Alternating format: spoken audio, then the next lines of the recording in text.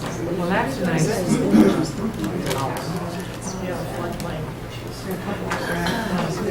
Okay, we're going to start. And just quick, this is live. There is a microphone hanging down from the ceiling up there. So when anybody asks a question or makes a comment, if you could please speak clearly. And everybody needs to sign in if you haven't already. I don't know, in the back. And this is our second and last stakeholders meeting. Brandon and Emily have been doing a terrific job, and I will simply turn it over to them. Thank you, Kelly. Thanks, Kelly. So I'll kick us off this evening. Good evening, everyone. Thank you so much for coming. I see a lot of familiar faces from the first community meeting, so glad you guys were able to make it back. And we're happy to report what we've been working on thus far. So once again, we're working on a management plan for the Barber Reservation, addressing the desire for ecological health in this highly used site. And that's kind of the theme and the backdrop in which we're thinking about this design project. So just to update anyone who wasn't at the first community meeting, we are both students from the Conway School. We're getting our master's in science of ecological design. Our date of graduation is so soon, June 28th, and this is our last and final project. And we have just a few weeks left to really take the very schematic and broad designs that we are going to present to you tonight. We're going to develop them a little bit further, and then overall develop a plan set and return that deliverable to our clients, which is the Town of Sherborn Conservation Commission and the Land Management Task Force. So that's kind of setting the context of what we're doing tonight. A quick schedule of this evening. We have an introduction just for a few minutes, and then we're just going to hop right into our presentation of schematic design alternatives, and then also give site analysis and context analysis, just so that those design alternatives can be really informed. We'll take some questions for about 15 minutes, but mostly we'd like to get you guys out of here sooner rather than later. From 8 o'clock to about 8:15, we're going to give everyone a set of stickers, a green sticker and a red sticker, and we're just going to let you go up to the maps that we generated of our schematic designs and just say what you like and what you don't like. And so, again, hopefully we'll just wrap it up all neat and tidy and you guys are able to get home early. So, moving into our process timeline. Again, this may look familiar to some people who were here at the first community meeting, which was back on May 15th.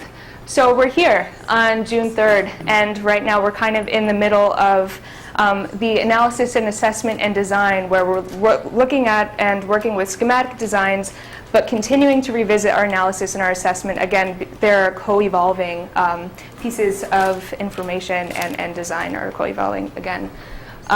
We're aiming to complete the design by June 26th, and then our plan set will be delivered to our clients, the town, by July 15th.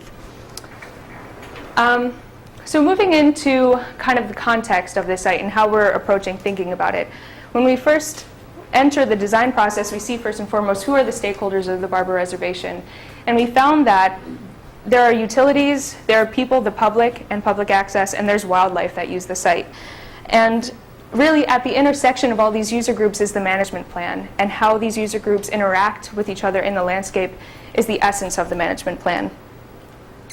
But demands on these landscapes between these three users, the people, the wildlife, and the utilities, are not equal, because the utility needs on the site are very strict and rigid and very concrete and quantifiable. But the goals and the objectives of people and wildlife are not so easily quantifiable. So developing a management plan that makes sense for all these user groups involve taking into account the people and the wildlife within the context of these more rigid utility needs. Great. So you all know where you are. You're in this beautiful town of Sherborn.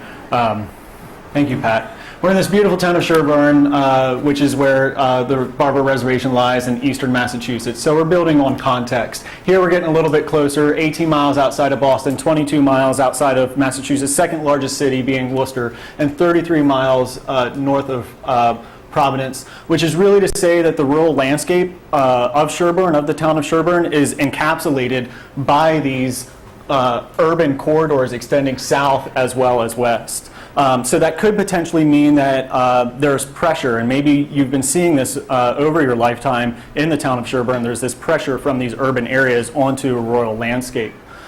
Taking a closer look, the Barber Reservation lies in the northwest section of town, just on the town line with Ashland.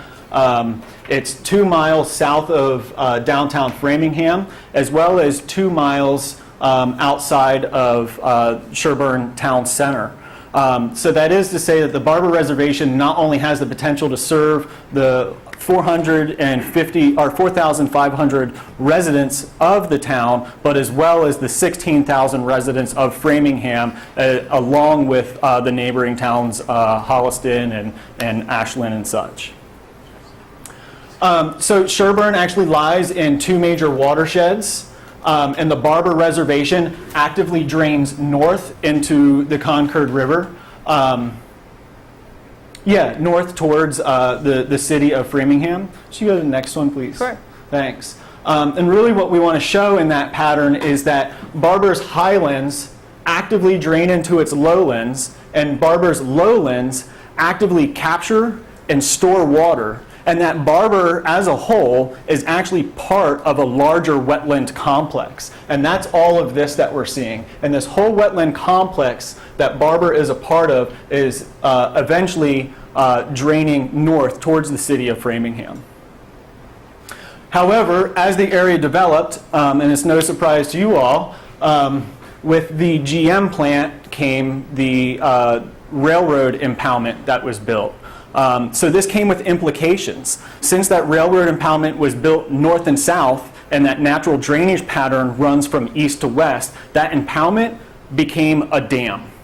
And that's some of what we're seeing on the Barber Reservation today, with some of kind of the very natural consequences of habitat being established. So, and that's it exactly, the Beaver Dam. So this got severed, which allowed very short order work for the beavers to come in there and really not have to build very extensive dams, because the railroad impoundment is the best and largest dam that they could have ever wished for to be able to back that water up. Okay, so taking another look at context, we're looking at open space. So despite the town's close proximity to cities such as Framingham and Boston, there's actually an abundance of open space. But just taking a look at open space like this doesn't show a real clear pattern, other than the open space seems to be scattered and maybe there's denser pockets of open space. But if we take that analysis one step further, what these colors are showing is a mixed array of use. And what we can see through this GIS data is a contrast of how the open space outside of the town of Sherborn is used. There seems to be a lot more mixed use, as opposed to within the town of Sherborn, there's really only a couple colors there that are representing agriculture and conservation, which is to say, and it is to say, and who knows, but it is to say that the town has been successful in protecting its open space to a large degree, but potentially has room to grow in establishing and integrating community members with the open space that the town owns. So Sherborn's open spaces are connected around the perimeter of town, including the town forests, and it brings together several conservation organizations.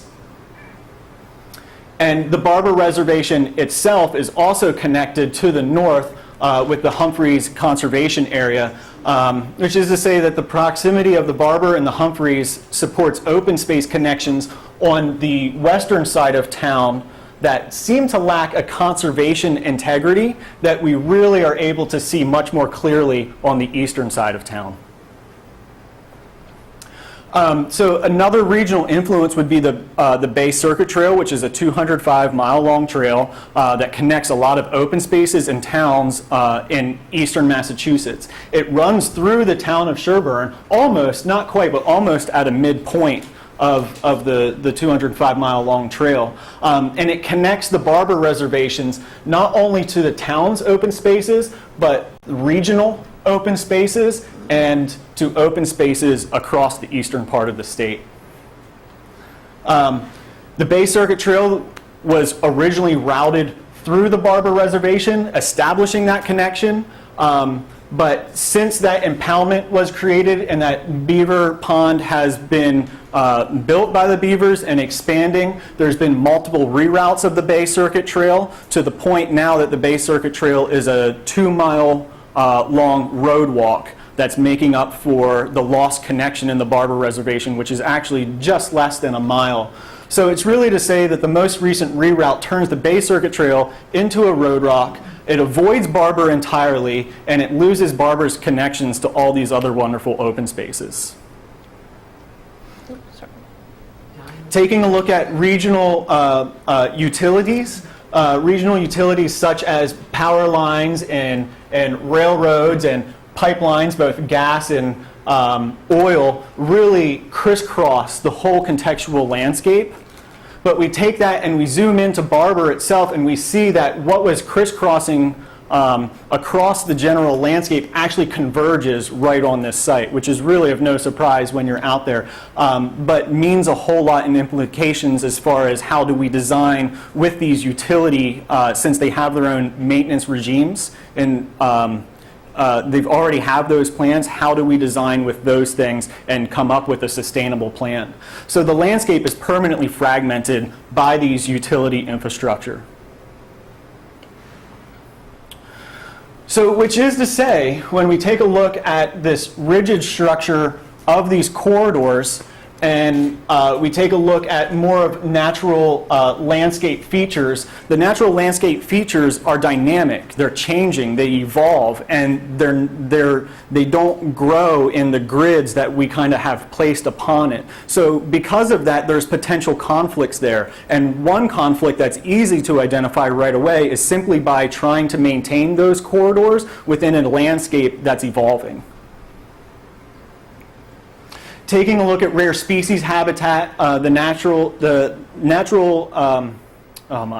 Heritage Thank and you. Endangered Species Protection. Thank you. Natural Heritage and Endangered Species Program has identified rare species habitat in the town and just south of the Barber Reservation, which is to say that if characteristics of this rare species habitat were to exist or be created on the Barber Reservation, there is the potential that the rare species could migrate and potentially settle into the Barber Reservation as well.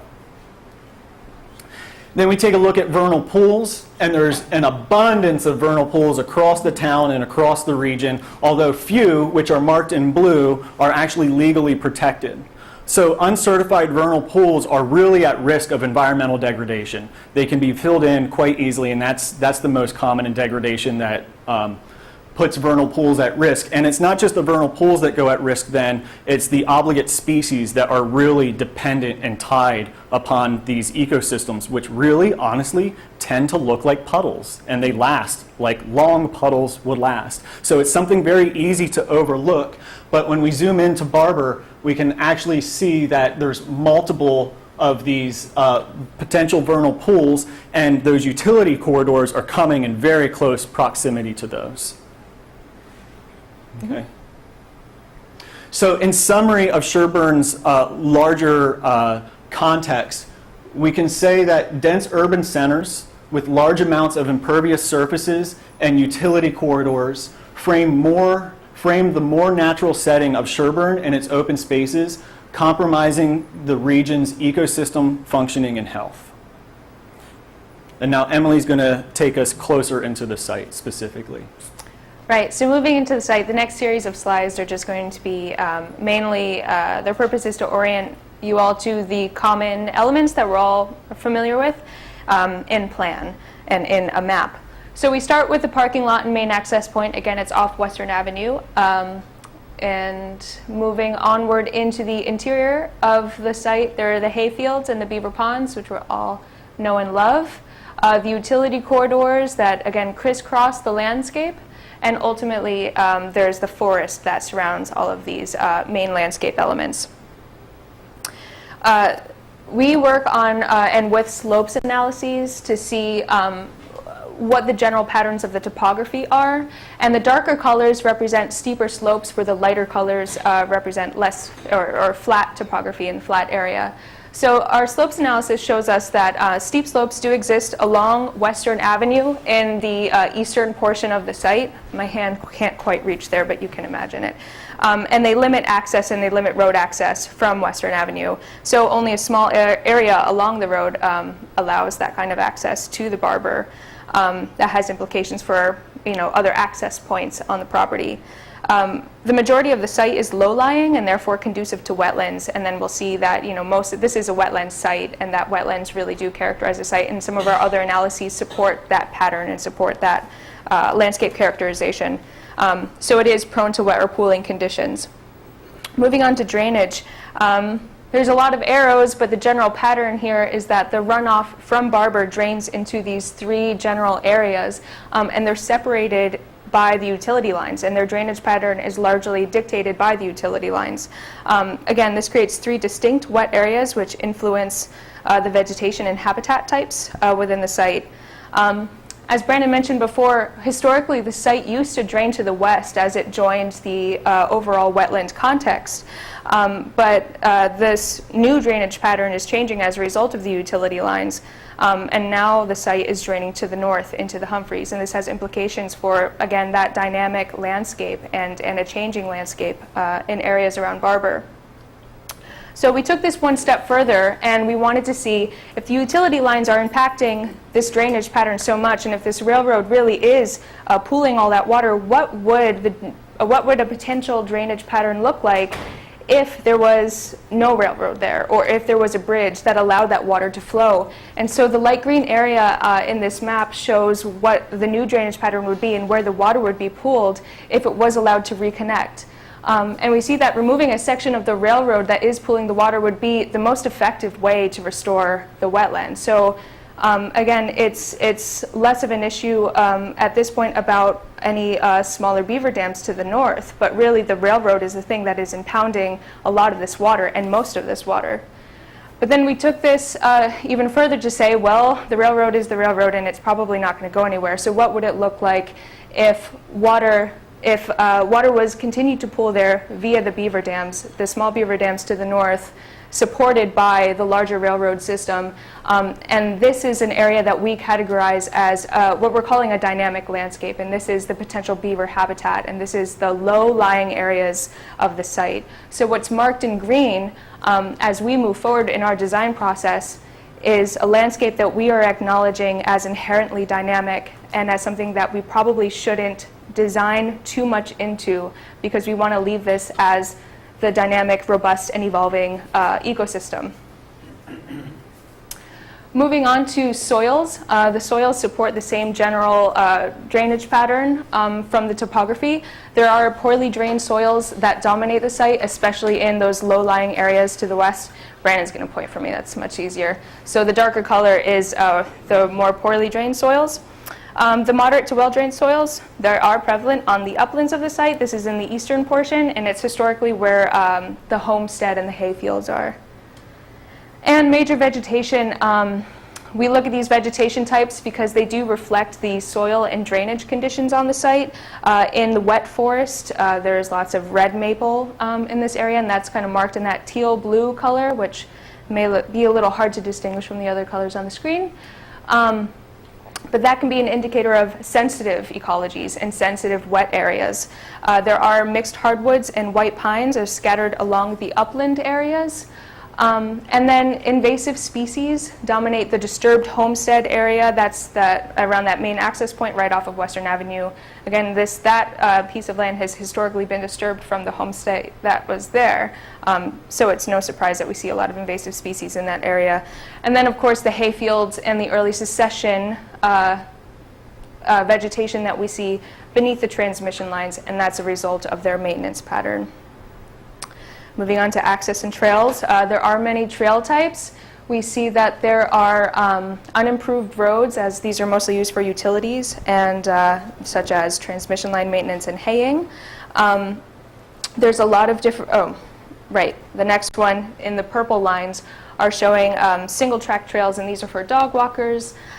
Equestrians and mountain bikers tend to use this network of trails, but what we found in this trails analysis was that there's a large range of trails, and because of a lack of signage and a lack of hierarchy in the trails, some of the trails may be misused because there are so many different users.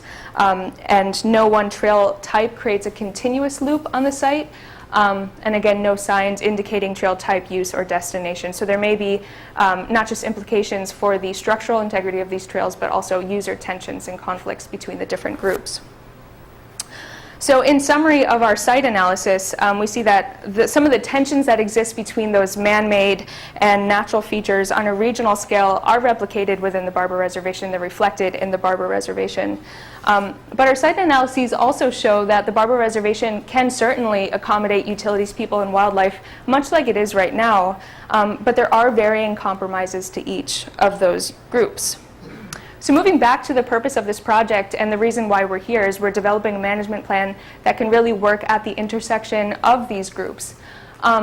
And we were focusing, and you'll hear us talk tonight about these visions that we've had. So we had to establish the need for a vision for the Barber Reservation because the vision is really important, because we need to decide, again, who the reservation is ultimately going to be managed for. And so if we can establish what the vision is going to be, that will ultimately determine the nature of our management plan. You want to pick it up here? Sure. Yeah. So this is pretty key, and this is one of the points that we really want to get across here, is that although the utility corridor maintenance is both rigid and strict in a lot of ways, the town's goals and principles actually worked to tip that scale back to a more sustainable and functional ecosystem. So the three vision alternatives that we've been able to develop thus far is really in attempts to accentuate the town's principles and goals. And so starting off with those, these are three that we selected at different priorities to the town and to the Conservation Commission. We picked them because we felt like these represented those three user groups: the utilitarian user group, the recreative user group, and then the wildlife and the ecology. And so this was a design exercise for us, and we can hide behind the veil of being students and just pushing ourselves to think creatively about this. We say, what if this landscape looked like if it was entirely for people and for recreation? And then what would it look like if it was only for utility and only for harvesting of natural products? And then finally, what if we just let it rest and say this was only for biodiversity and we removed all the other impacts? So that was kind of how we're thinking about how can we envision this property in different ways. And so that brings us to our first vision. We're calling it Harvest of Natural Products, hence from the goals. And some of the management strategies that we see in this vision for Barber are very active. There's lots of intensive invasive species removal via the harvest and thinning of timber within the invasive area, and then using that kind of biomass in soil building and increased productivity. Again, there's a lot of forestry happening here. There's thinning in the sloped and wetlands area, but more intensive harvesting on the uplands area, and in this map that showed in the dark brown lines. And there's also canopy release within these forestry areas and coppicing in areas of early succession. Also, within the hayfield, these are intensively maintained as no-till agriculture, so increasing that theme of productivity. The beaver pond is restored and allowed to reconnect back into the wetland system. So this is with the intention to reclaim those forest stands that the beaver pond has flooded, and then possibly even salvage some of the dead wood that's there. So with the utilities, another key point is that, and this will be a theme in all of the design alternatives that we've had, is that we're really looking to see how can we integrate utility maintenance with the programming and the overall management of the site, because we have to recognize that, again, those utility needs are pretty rigid, and so we have to acknowledge that, in a way, we say that we're developing a management plan, but in a way there's already 3 management plans for the Barber Reservation, and they're all based on those utility needs within their own little piece of land and easement on the site. So we want to see we acknowledge that that's a really important leverage, and that we could probably, instead of looking at that as a constraint, see how is it an opportunity.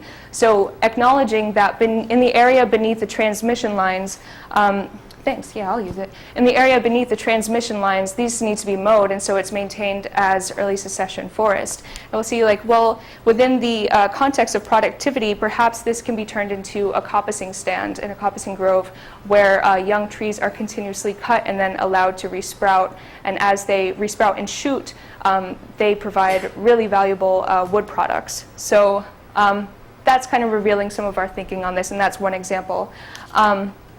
But people here, the recreation management becomes secondary, so this isn't necessarily a landscape for strict public access. People in this scheme would be able to use the trails, but they may have to see a lot of timbering going on the site. So this vision, it does promote education and awareness to some degree of some of the local resource heritage, but it does come with potentially high ecological integrity costs and relatively low commercial yields, and it's also inherently quite impactful on an already impacted site. The second vision that we've come up with is based upon promoting public use, and this vision is really exemplifying maximizing that public use on the space. So here, the invasive species are intensively managed within this old homestead area to be very park-like. So the idea is that as far as intensive zones that are being used, this is where people are arriving and really creating a park-like structure so that some folks who are just arriving that aren't going far into the site can actually just be right there. And because that integration of people to the site in that way really lends itself to the town being able to focus invasive removal just within that site to make it park-like, make it a park-like structure so that actually functions like a park as well. And there's a lot already going on here as far as the parking can be expanded to the north on Western Ave into that canopy forest woodland that is there, and focusing on thinning and removing the black locust canopy that's there to create parking spots in a parking that would already have a canopy established to it, whereas a lot of times most places or most parks are at the disadvantage of not having that canopy and a parking lot being established, and it stays very hot and very dry for a long time until trees are able to grow up. This site actually lends itself to the opposite. That canopy is there and it has room to thin out to accommodate parking and people. So there's also large boulders and bedrock in there, which really lends itself to a natural play area for children. And there's enough room between where people would be parking underneath the canopy and this natural play area to stick some benches and picnic tables out there.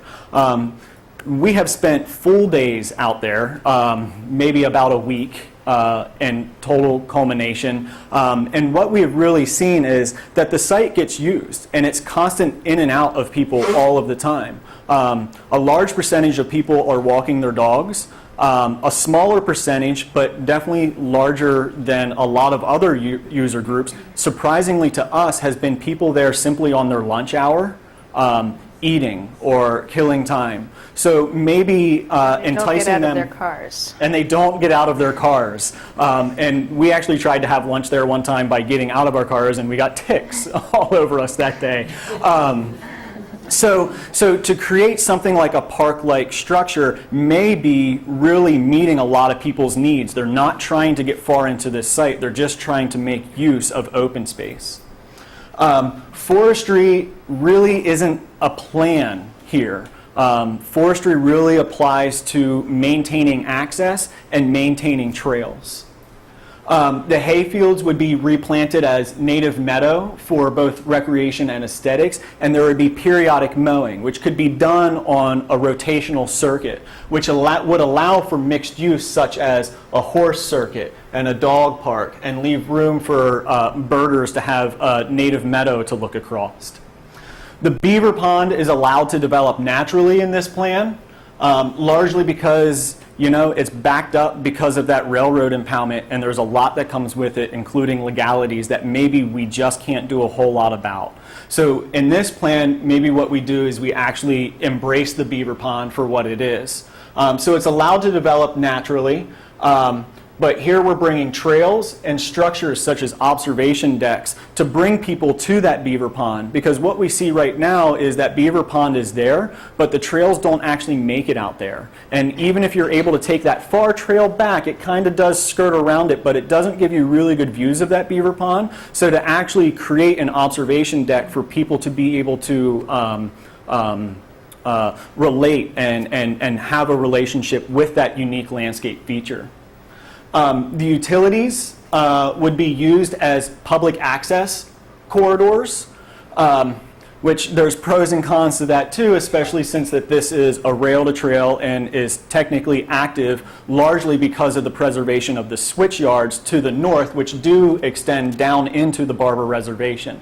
So there's cons and there's pros to weigh. But by and large, what this does is it creates both a corridor on a passive recreation corridor on the transmission lines, which would reestablish the Bay Circuit Trail through the Barber Reservation, and potentially down the road trying to extend the rail trail that hasn't been quite developed but is planned more further south in through the Barber Reservation, and that would connect the affordable housing development on Whitney Street, as well as the city of Framingham to the Barber Reservation.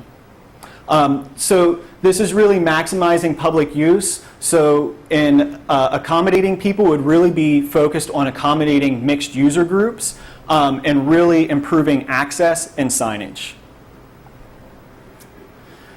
So this vision maximizes social and cultural value while reconnecting the Barber to other open spaces. However, it's high impact, it's potentially expensive, especially with these structures, and it does not prioritize ecological integrity.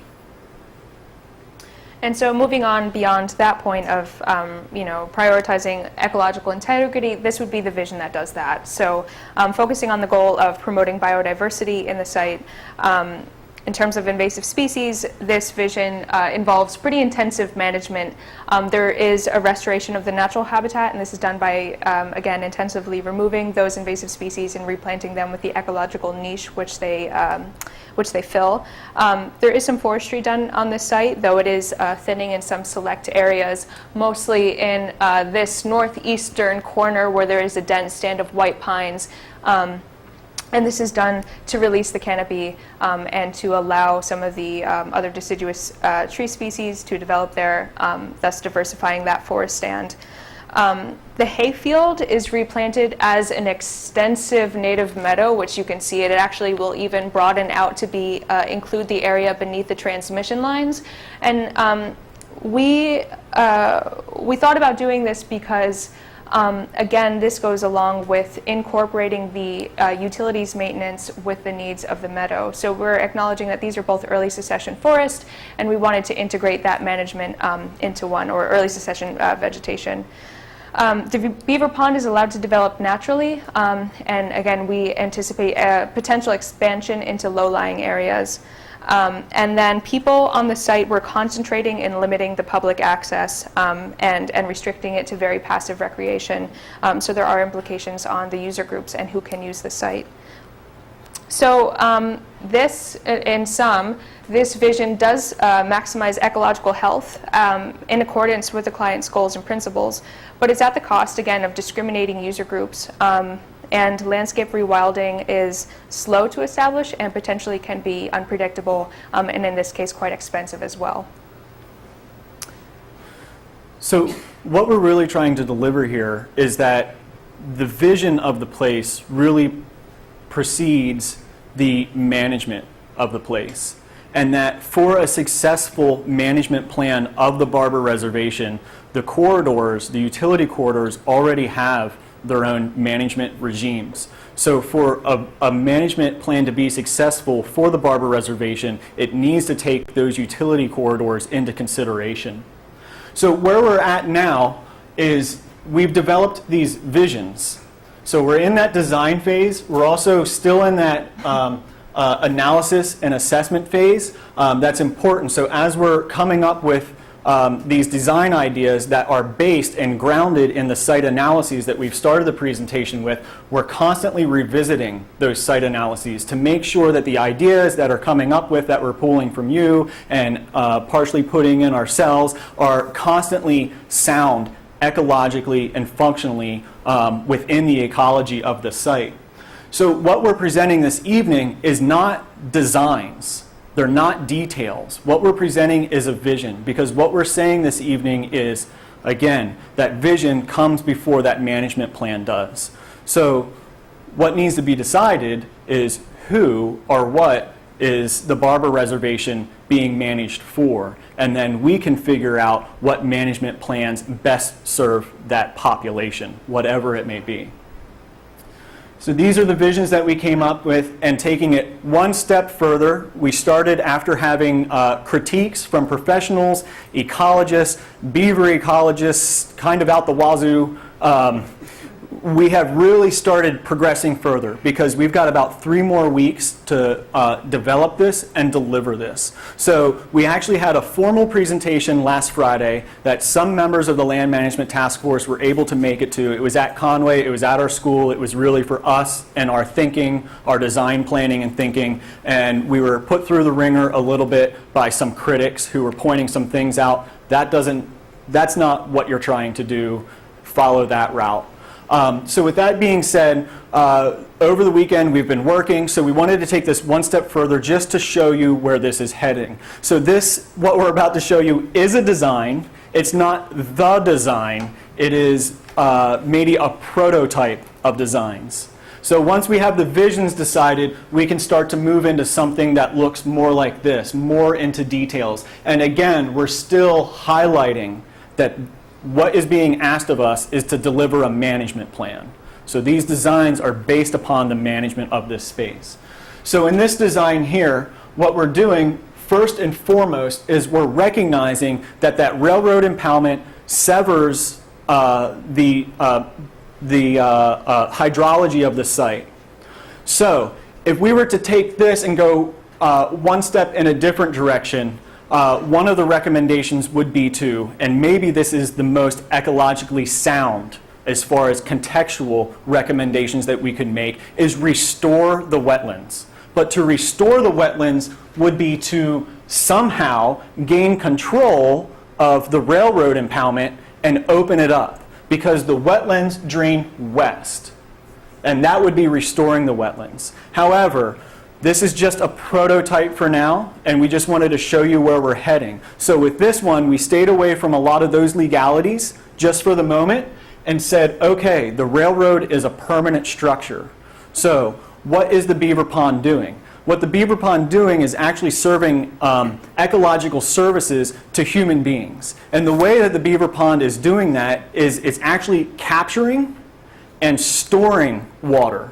And it's holding water on top of those extremely slow, poor draining soils. And those extremely slow, poor draining soils actually work to filtrate that water, clean that water, and put it into the aquifers underneath those soils that serve other communities. Because it lies at the headwaters of the Concord River, it's not necessarily serving the town of Sherborn, but it would be serving the water supply for the city of Framingham. So here we've tried to identify where are all the low-lying areas on site. We've talked to beaver ecologists, and they told us, you're not going to get rid of the beavers. For one thing, there's legal constraints, but that could be bypassed in some ways, in some forms. But this is beaver habitat. that whole wetland complex that moves to the west and the whole way up to the city of Framingham is all beaver habitat. So to remove these beavers is actually simply displacing beavers from utilizing this site. So we observed all the low-lying areas because the beaver ecologist said that it's most likely not going to expand northward too much before it expands southward. However, northward or southward doesn't matter. It's all lowlands are off limits. That's all beaver habitat.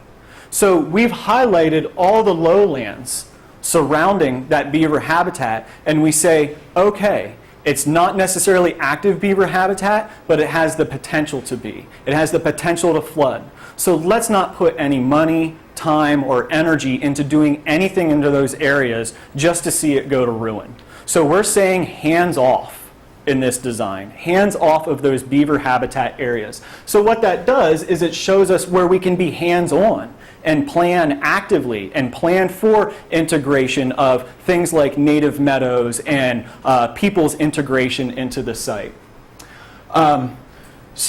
And that's really what we're doing. Hands off of this area. We still have trails moving through to accommodate equestrians as well as hikers. However, they skirt the fields. The hay fields are opened up. They're reverted back to native meadow because we're really trying to focus on promoting and establishing biodiversity. And although hay meadows can do that, we actually are questioning whether or not this is, and we know it's historically agricultural, but in a way this is kind of marginal agricultural land because it's steep and then it's wet.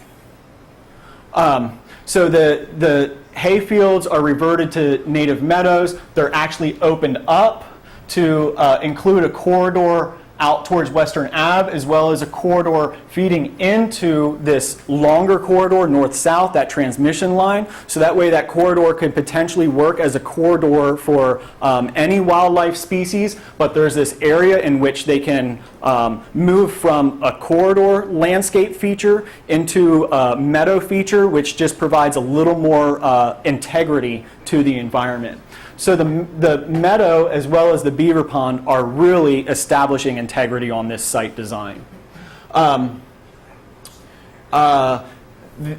Managing this area again as that park to provide that area for folks who are just kind of coming and staying in this one particular space, as well as trying to focus the town's efforts in invasive removal just on one spot as opposed to willy-nilly across. So that way we can actually see if our efforts, we can assess whether or not the efforts are actually valuable and working or not. And once that area is established, then the energy and the attempts to continue to removing invasives can expand out from there. But the idea is if you're removing invasive species, go ahead and stack the function with creating a park-like structure for people to enjoy an intensively managed area. So the invasive species are intensively managed such as that. Forestry is really left to thinning and harvesting the black locust in the parking area. The hayfield is replanted as native meadow with the periodic mowing. The beaver pond is allowed to develop naturally, anticipating potential expansion into all of the lowlands and in particular to the south, which works fairly well because there's not a whole lot of structures over in this area, and the ones that are here are actually up in elevation and not down in the potential floodplain. The utility corridors are integrated once again, and the railroad, if can be, made into a rail to trail, again to serve that housing development as well as the city of Framingham, and just generally allowing more of a loop type of trail structure within the site, and again reestablishing the base circuit trail through the site. There's a couple ways to do that, and the way that we decided to show here was to keep it on the Barber Reservation. But if there's a working relationship with the land trust to the north, as the beaver ponds expand, the trail can be rerouted to continually just be ahead of the beaver ponds. However, if that's too much of a rat race for the trail and folks to manage the trail, or if that relationship doesn't work out with the land trust, a bridge could be built upon the beaver pond to connect that trail system, as well as just to allow that access into the beaver area to, again, incorporate people into that unique habitat. Excuse me, Brandon? Yes. When you're talking about that bridge, are you talking about the bridge going over the rail lines too? Thank you. No. So just here to actually connect to the rail lines. So this will only work. This will only work if that rail is made into a rail trail. Right now, as I understand it, it's illegal to cross the railroads. So that's something that the Bay Circuit Trail really needs to address. But we don't see how it can be addressed on the site without the rail line being taken control of and put into recreational use. So it does hinge on that, Kelly. Oh, thank you. Pros. So the pros is this design accounts for a changing ecosystem, all of this, by designing outside of those areas prone to flooding. It establishes ecological integrity in both the pond and the meadow. It promotes all the linkages and corridors, both for wildlife and for people. It maximizes public use sustainability with access to these unique habitats. However, the cons, it does restore the wetland. It does not restore the wetland system to the west. Instead, it develops a new wetland system to the north, which is actually part of that wetland system to begin with. It's just historically hasn't been as active as what it is today and what it potentially may be in the future. Elements are dependent upon land acquisitions, such as the rail trail. And there's high upfront construction costs for bridges and wildlife blinds and such. Everyone still with us? I know that was a lot. So we're going to move on to a question and answer session. But before we do that, because I'm sure you're all just busting with questions, we just want to summarize and just have a key points up there of things that we feel are really important to the process that we've done so far into our analysis.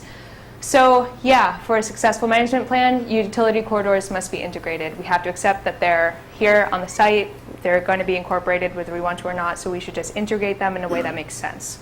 A vision precedes a management plan. We have to figure out what we're doing before we actually do it. The railroad impalement perpetuates the beaver habitat and permanently disrupts the natural wetland ecosystem function.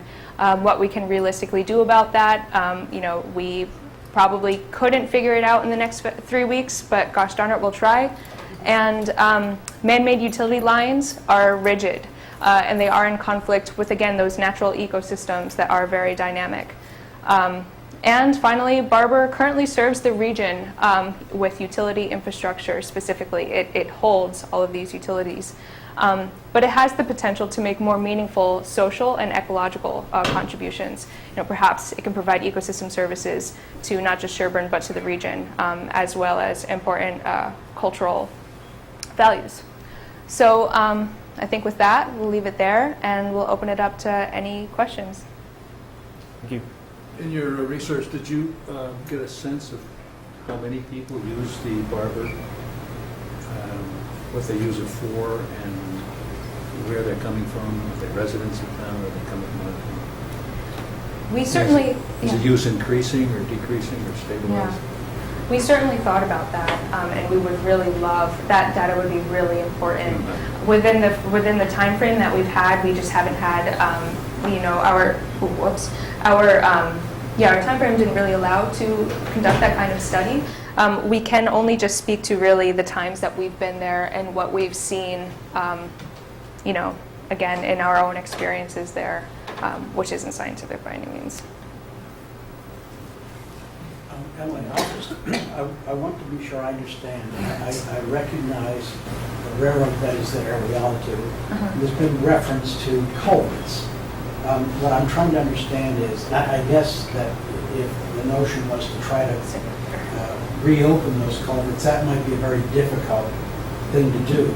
My question is, if those culverts could be reopened, do you recommend this or do you not recommend this? I'm trying to figure that out. Right, because there's that big leap there between the railroad with culverts, and then just a big bridge. And, maybe there you could just undam the culvert, so I see what you're asking. It has been not just our personal experience and knowledge, but we've also been advised again by beaver ecologists that if you do happen to unblock a stream channel that is the diameter of a culvert, a beaver can redam that in a day. And so what it would involve is really like daily maintenance and daily going back and just clearing it out. So it would have to be more substantial clearing rather than just culverts to make sure that water can really properly drain out. We're still not totally even clear, we even question that and say, well, beavers are incredible little dam makers, and if that's a 20-foot bridge, they could do that too. So there's a lot of implications for doing that, and not totally sure that what we're saying that some structure like a bridge would work. We're just trying to think about if it was left open and if it was allowed to drain. And potentially, it's not legal to actually undam those culverts. It's considered part of the dam. There can be permits that can be attained in which a dam could be removed, potentially breached, and undamming those culverts then could be allowed. However, from the beaver ecologists that we have spoken to, is they said it will be an everyday maintenance to be out there clearing those culverts. Our beaver ecologists did say that their recommendation, and it was a little bit too soon for us to really implement for this evening, would be if you can remove a large enough section of that impalement, and if the function is still needed to create a bridge to serve that function for rail trail or the actual railroad itself, that a way to drain that beaver pond a realistic way, in a sustainable way, both financially and just effort, would be to create a large area in which that impoundment has been removed. But to the west in Ashland is a large beaver pond. Yep. And is this impoundment adversely affecting that? Yes. Yep. So historical images have shown that it has dried the area just west of the impoundment. And you can kind of see in today's satellite images of it, you can see that the beaver activity of that wetland complex in Ashland has really been centralized, and it's been centralized down near, it's a pool, and the Bay Circuit Trail runs on a dike that crosses that wetland east to west, and it comes very close to where that beaver activity is. So for whatever reason, just the topography of the land, which is ever so slight, the beaver activity has shifted down further, up further north, which would be down a little bit in topography. So that's where we see the beavers over there, and just outside of the Barber Reservation, through historical images, it's drier. I have a couple questions. I'll ask them both and then you can answer. One's very specific, one's more of the grand scheme. The user groups that would be allowed in the vision that promotes biodiversity, you said there'd be limits to the user groups. What type of limits are those? Yeah. That's one question. My other one is, I totally understand the three visions and that we have to choose a vision, but I'm not clear on the fourth. How does that fit with the visions? Is that like its own, is that trying to integrate pieces of the different visions? Is Yes. that the, okay, Yes. got it. So this is, and the reason we're separating them is because this is really to show that this is where this process is moving. It's becoming more design oriented once the vision is kind of honed in on.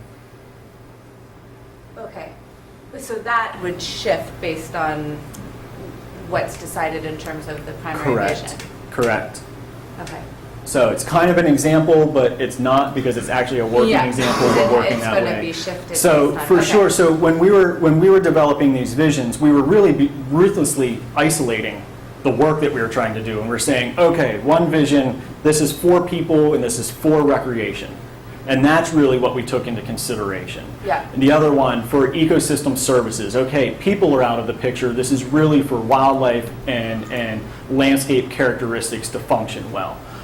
Where we recognize that there's multiple needs and multiple user groups, Yeah. including wildlife and people on the site. So what's more realistic isn't that the vision will be the ultimate design and concept, but elements of these visions are integrated Okay. into designs. That's great. And so for the user groups, what gets eliminated when you're, Yeah, so for this one, we pushed it really far, and just to say that this is an area that can, where we said that horses without proper trails shouldn't be going throughout the whole site. And then we also said, well, if this is about minimizing impact, we're not going to create any horse trail or any trails that could accommodate different users or heavy impact users like horses or mountain bikes or anything like that. So these are small foot trails that only go around the perimeter of the hayfield, and they don't enter the interior of the site. Again, this is seriously constricting the user groups that are allowed to access the site now. Right, and it actually wouldn't be a hayfield, it would be native meadow. So the idea is that if you're creating a native meadow, some of the benefits that you're able to get out of it, such as going in and observing that unique ecosystem, the conflict between user groups is that if somebody is there to watch and be integrated into this natural landscape feature, horses or dogs, things like that, can potentially and actually do in a lot of these areas, which is why Mass Audubon doesn't allow mixed user groups, to basically spook off those animals that would use that habitat specifically, and sometimes to the point, and this is why Mass Audubon does this, to the point that those animals don't actually use that habitat. So essentially you've created a habitat that's void of the animals that you created the habitat for. That's Kelly. Could you say a little more about the Homestead area, which you didn't describe on the... Sure, thank you. So again, the idea of extending this parking up towards the north along the road, there is enough room there, thinning out this area of the black locust specifically, but potentially some other trees to create parking underneath that canopy.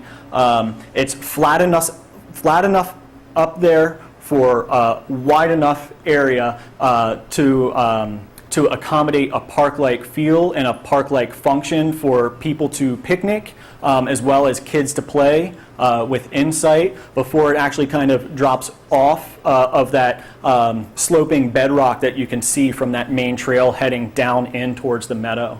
To the south, the old foundation would actually be utilized and maybe put a roof over top as a gathering area outside. It's right at the trailhead, so it's a very easy place to meet. And maybe that's used for simply folks meeting one another there, or maybe it's used for as an outdoor classroom type of a thing. This area, which is further to the west from the parking, is actually pretty wet. So that's why if a trail is put in here, a quarter-mile trail, to serve as that park-like function, that there would be a bridge that would be needed in there, some kind of a, I shouldn't say bridge, some kind of a boardwalk would be needed in there because it's wet and it just wouldn't be sustainable, especially since it's really receiving the most impact of any place on the site as far as trails go, because it's right there and it's only short and it's only meant for people to be able to do a very quick exercise loop. We call it the lunch break loop. The lunch break loop. Get people out of their cars. But the patch of wild apples in here is actually expanded into a forest garden. Because we heard before from the community that folks would potentially be interested in growing space. However, because of the wetness of this area, it wouldn't necessarily be conducive to garden beds, but it could be conducive to growing food more in a forest-like structure. There's a lot of research and there's a lot of examples of forest gardens, but the idea is that you're growing food on every level of a forest, from the herbaceous layer of edible greens to berry canes to vines such as grape to low-lying fruits such as pawpaw to canopy fruits or nuts. So this actually becomes a forest-like structure that is really inviting people in and to harvest, and maybe can also serve as the function of a community garden. It's just different than how we usually think of gardens. Please, you said example. I think that's terrific. I think that's an important word here, because I think this Barber Reservation, the work you've done already is an example, and the process of coming up with a plan is an example for this area, for the abutting properties, but also for Sherborn and our regional neighbors. So to me, that's documenting what we've got and looking at it over decades as climate change and things change. I think this is a really terrific foundation and example for long-term value. The other thing is, one of the issues with this property and others is the costs. It costs money to do these things. Yes. Not just a bridge or a boardwalk, but mowing and things like that. Can you compare these alternatives in terms of the costs? Yeah. So yes and no, but we'll do our best. Let's see here.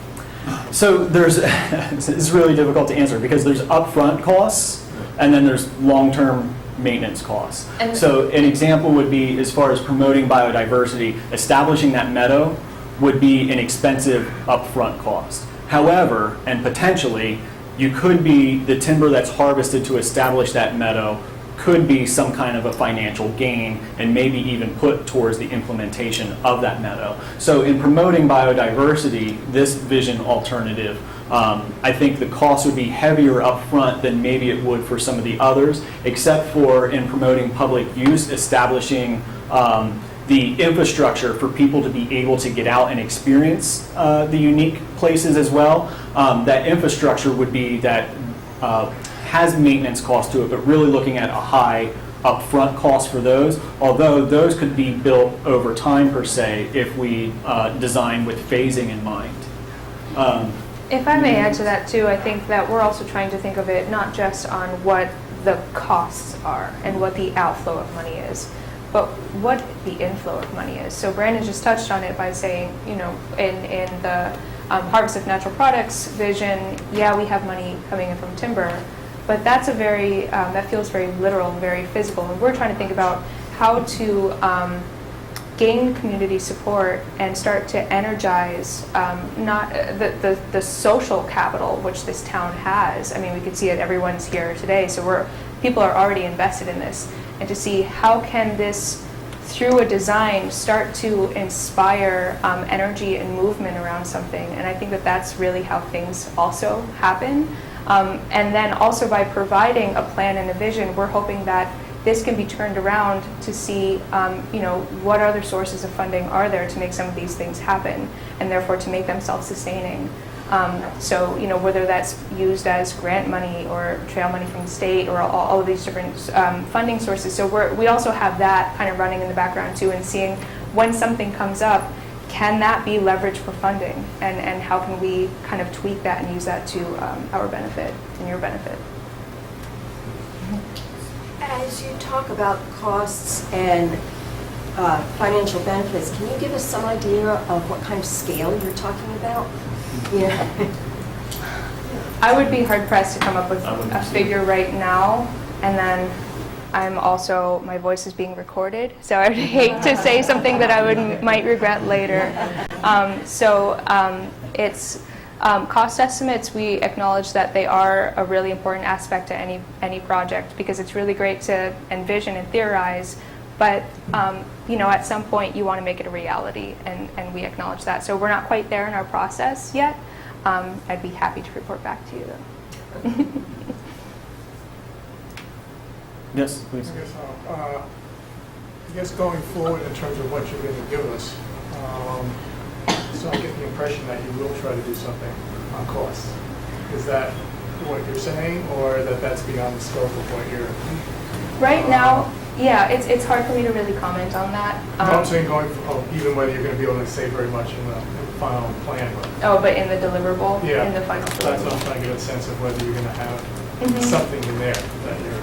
Yeah, it's again, we've been, it's actually been, to be totally transparent, it's been a struggle to try to balance, again, these very practical desires on behalf of the town and our clients to deliver these things that a lot of people would like to hear. And, our whole presentation was also based on saying that, like, there's a lot of legwork to be done before you can develop a management plan and a maintenance regime. Costs are something that we're definitely taking into account.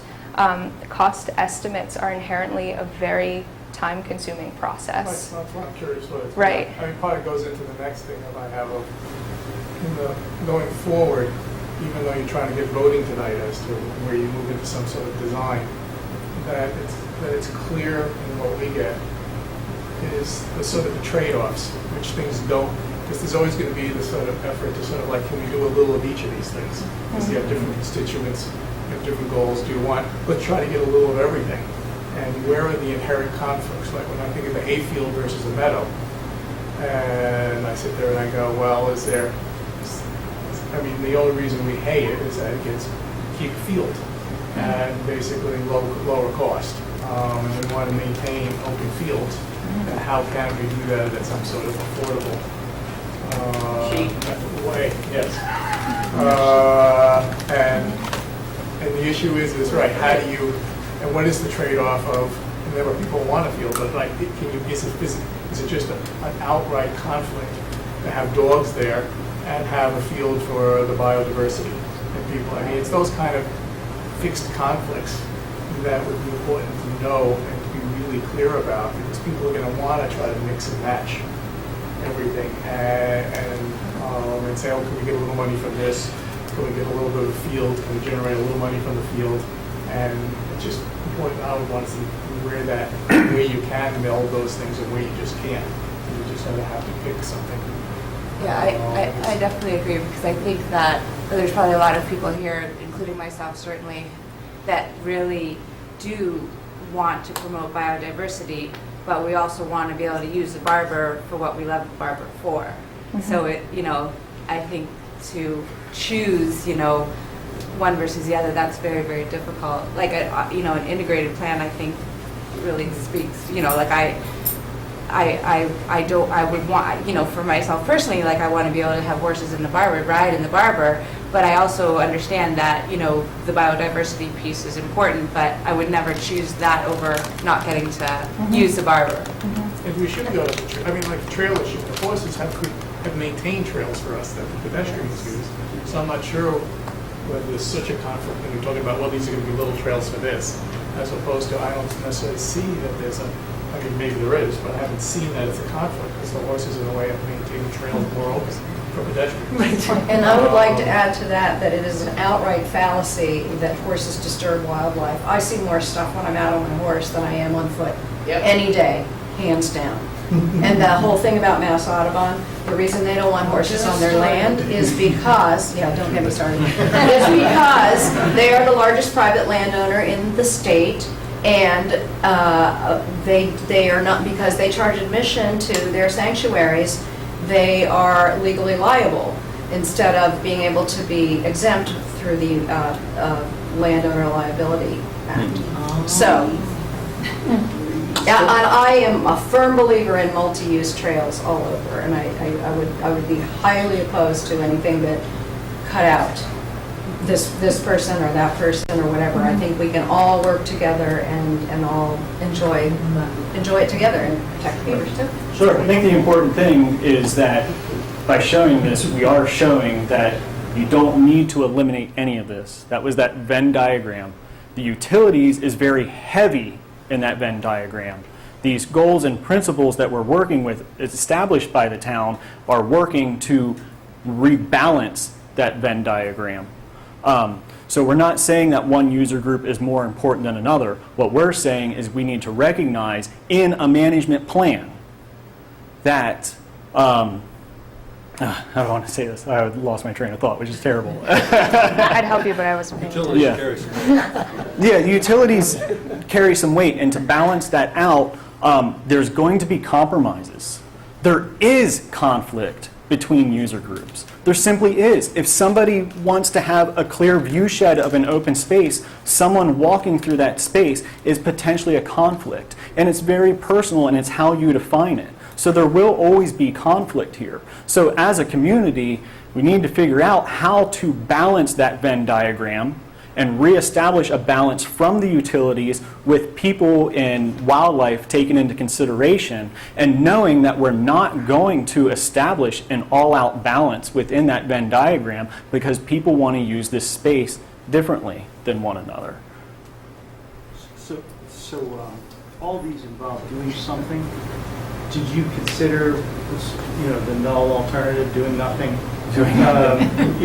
What would happen to the Barber Reservation after 5 years, 10 years, 20 years if you just sort of let it be what it is now? The fields would be lost unless they were continued to be used as hay fields. That would be the only way that they would be able to stay open. However, in considering costs, the hay fields, to harvest the hay fields is an actual cost to the town at this point.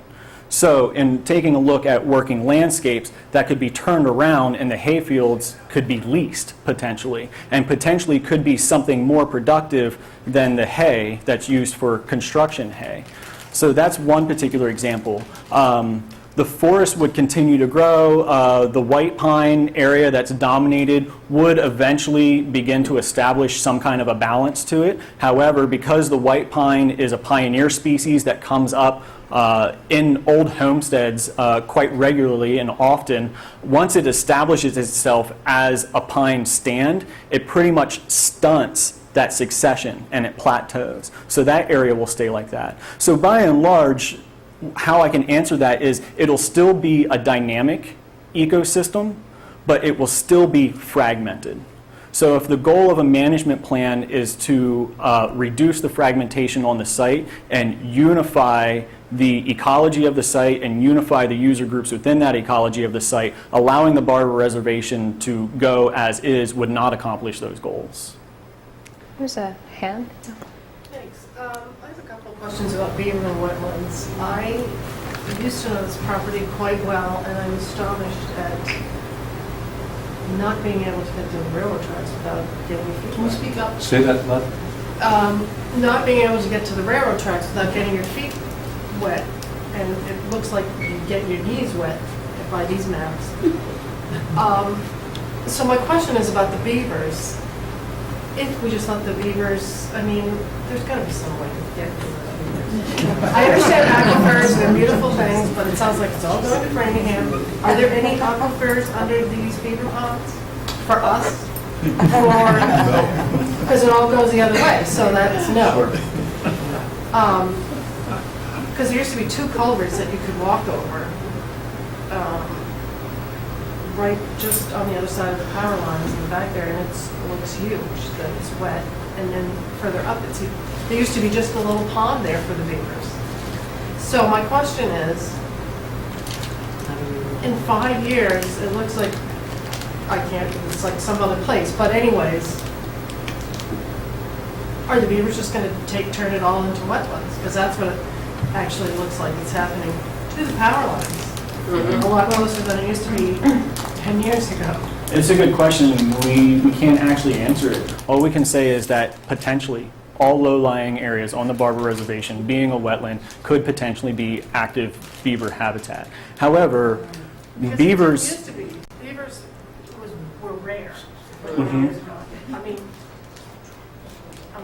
so when you say natural beaver habitat, it may be in Ashland and they moved down here, but I don't understand how that all works. I mean, because now they're going to be attracting other beavers from Framingham or whatever. You know what I'm saying?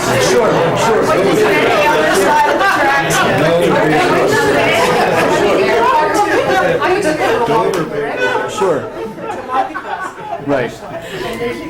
Those were the only beavers up there. Right. So beavers are a lot like human beings. They change ecosystems just as much as we do, and obviously. So they're ecosystem engineers, which is to say, just like human beings, when we use up the resources in an area, we can no longer live there. The beavers are the exact same. Once they use up the resources in the area, there will be nothing left for them and they'll be gone. However, with that being said, they really like red maples. And there's a lot of red maples that are still in the lowlands of Barber Reservation. And it's probably like that because the beavers haven't established into the Barber Reservation because by and large they had this whole wetland complex to be involved with. So when their food runs out, they'll move on. However, and also understanding beavers is understanding their life cycle, both the life cycle of what it is that they build as well as the life cycle of generations of beavers. So beavers are ecosystem engineers and they're excellent at it. They can rebuild a dam within 24 hours. So it can be knocked down and they'll have it right back there. So it's really not sustainable in a lot of ways to be removing dams. And I know that's not what you're saying, but it's important to... Beaver make like 20 beaver babies a year? Well, and yeah, I'll get to that. Not 20, but I'll get to that. So it's important to keep in mind that unlike human beings, beavers don't use tools. They just have their hands, they just have their teeth, and they just have their tail. And with those tools, they build these dams. And because those tools are very imperfect, just as if we were building a beaver dam without any tools and just what we have, our bodies, those dams would be imperfect. They do blow out. And it's very common for them to blow out. And it's part of this dynamic ecosystem. However, unlike the beaver dams on this site that have the potential to blow out, that railroad impalement is built to sustain dang near any force that comes its way. So the issues of the beavers really lies with that impalement and not the beavers themselves. Now, their family cycle, yes, they produce kits.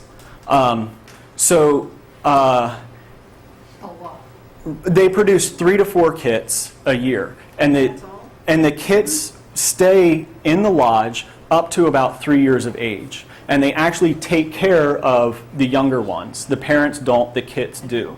At that time, they get pushed out. So where they would get pushed out here wouldn't necessarily be south because the topography climbs to the south. They would be pushed out more towards the north because that's wetland, that's lowland up that way. So yes, you're absolutely correct in saying that okay, preserving beavers in this particular spot does produce kits that move elsewhere. But what we're saying is they're not going to move south, most likely.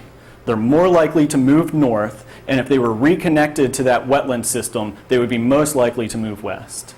That's where they came from. Yes! That's where they came from. Ashland. Big, huge beaver pond there. Well, the thing to speak to that a little bit too is that you know, we did identify that this is beaver habitat because of the vegetation that's there and because it's wet and it's in a low-lying area. And you've cited that, you know, 20 years ago there wasn't a beaver pond there, but just because there isn't pooled water in an active beaver dam, it could still be a beaver habitat. And so we're saying that this site and this whole area is beaver habitat. So maybe it wasn't during that time, it wasn't in the active life cycle of this place being a beaver pond, but this is an area that historically is prone to beaver activity. And that characterizes a lot of this whole complex, arguably even the town of Sherborn. So you know, we're trying to think in terms of ecosystem dynamics and longevity on the site. And even though the beaver's there right now, you know, 20 years from now, it may be a beautiful meadow. It may be bigger, it may be smaller. It's really hard to anticipate, you know, where they are in their life cycle because it's not just this beaver lodge, it's a whole community of beavers. So we're just saying and trying to acknowledge that there's probably not a whole lot we can do or say, but we can plan around it and we can accept that it provides a lot of value. I'm worried that we're going to spend, I'm going to say something as a stakeholder, that in terms of how they use their time, the beaver, it's a big issue there, and it's a lot of the land, but there's a lot of that land east of the utility lines that we have to make some decisions about how we want to manage it and plan it. And I don't want them to get lost in how they spend their time on this beaver issue. I'll venture to say that it's there, we can deal with whether we can try to get under the railroad tracks at some point, which I think is an issue that we can continue to look at on our own, if there's a way to drain it. But I'd rather have them spend their time and us spend our time on a lot of that land and all the issues on the east side of utilities before we just spend too much of our own energy and their time on the beaver problem. Good point. So I just want to get our focus back on what's a little more Dry land. practical for what we want to do. Hey, any dryland questions? Because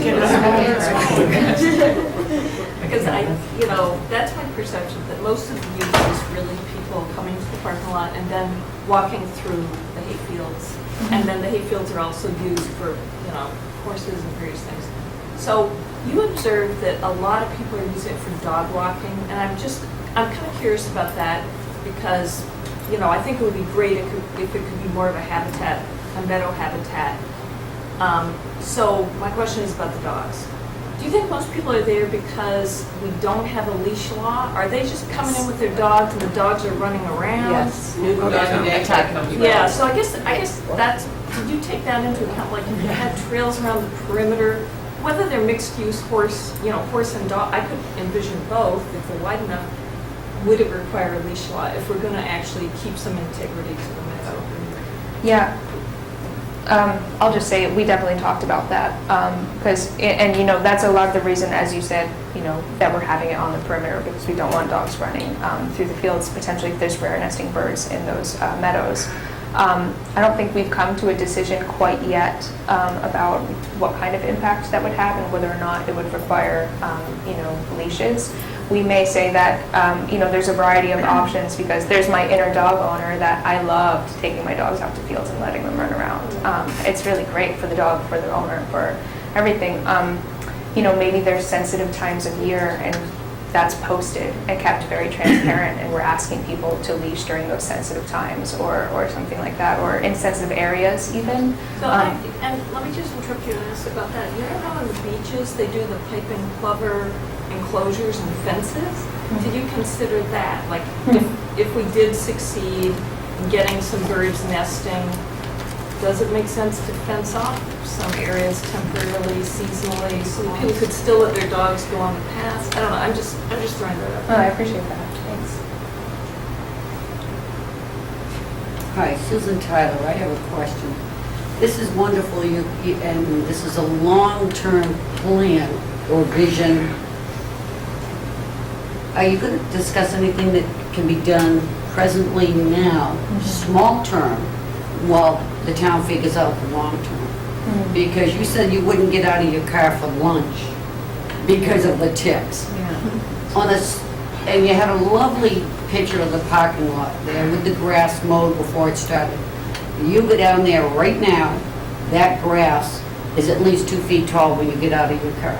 You can't get to the kiosk to see where the maps are and the trails without already getting all the ticks because the grass is 2 to 3 feet tall. So will you be discussing a minimum maintenance for the parking area to entice people in while the town comes up with a long term? Sure. Phasing is taken into consideration. Once we know what the vision is, we can begin to figure out the management plan. We can begin to figure out the phasing. Yeah, 'cause, right now it's atrocious. Well, but on that, I just wanted to mention something about the Bay Circuit Trail, and I think the importance at least of having a plan that allows the connection there. And in one of the slides, it said that the connection to Sherborn is a road walk, a 2-mile road walk. And I think people know this, but I want to stress it. That's a road walk along Whitney Street. And Whitney Street, 2 cars passing on Whitney Street is tight. Right. Having Cub Scouts or something walking along Whitney Street is dangerous.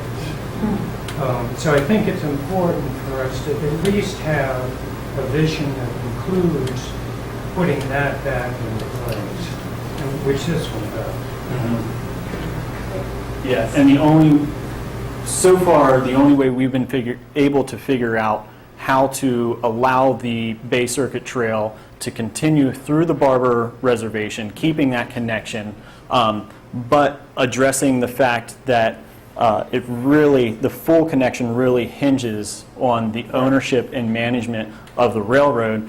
The only other way we've been able to figure it out is if there was a cooperative agreement with the NSTAR to use the transmission corridor line down to, again, Whitney Street, but at least brings it into Barber and reestablishes that connection, but it doesn't reestablish that throughway, and it still has that con of it's putting you onto a road walk.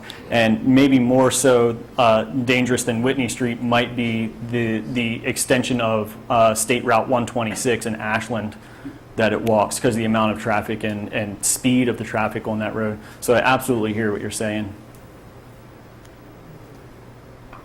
Whatever comes out of all this is going to be owned, I guess, by the Conservation Commission, is that right?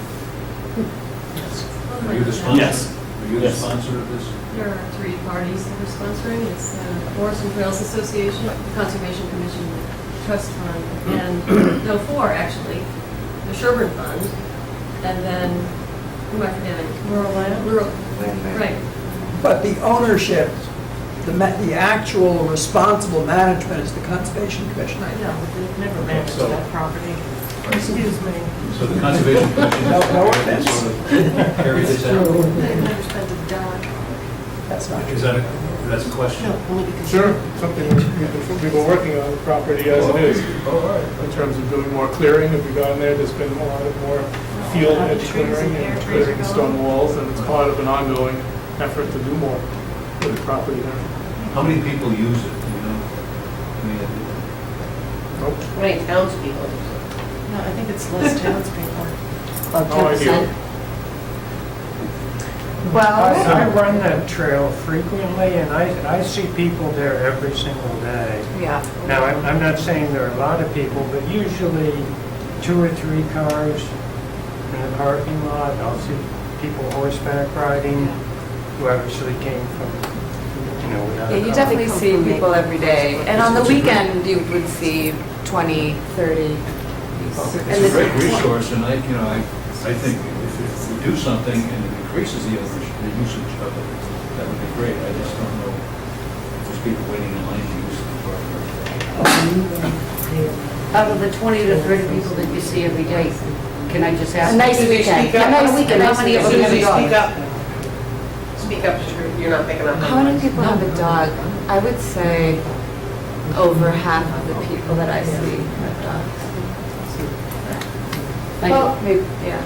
I'd like to probably just start to wrap it up because we are way over time. Apologize for that, but I didn't want to keep the Q&A short. So you're all free to go. Thank you so much for coming.